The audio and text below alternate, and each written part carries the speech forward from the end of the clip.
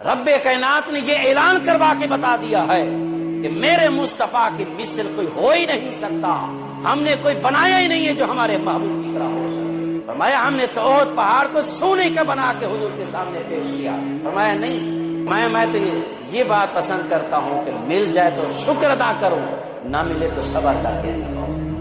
وہ دعائیں مانگتے تھے، اللہ مجھے مسکینی کی حالت میں رکھنا اور کل قیامت کے دن اٹھانا تو مجھے فقراء اور غرباء کے زمرے کے اندر اٹھانا۔ حضور نے پسند فرمایا۔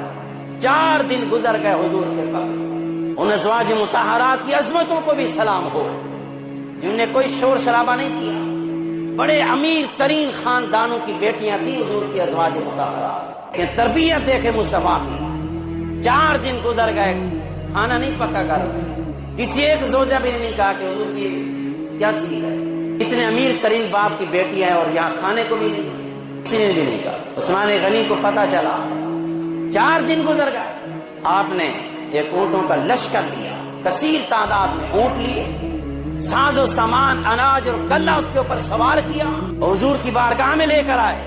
اس ٹائم میرے آقا علیہ الصلوۃ والسلام مسجد کے اندر تشریف فرما تھے، فجر کی نماز کے بعد کا ٹائم تھا، نماز اشراق ادا فرما رہے۔ باہر نکلے، دیکھا تو اونٹوں کا لشکر، اتنی تعداد۔ پوچھا کہاں سے آئے یہ لشکر، سامان کس نے بھیجا ہے؟ صحابہ نے عرض کی حضور عثمان غنی نے بھیجا ہے، ان کو پتہ چلا ہے کہ آپ کے گھر میں 4 دن سے فاقہ ہے۔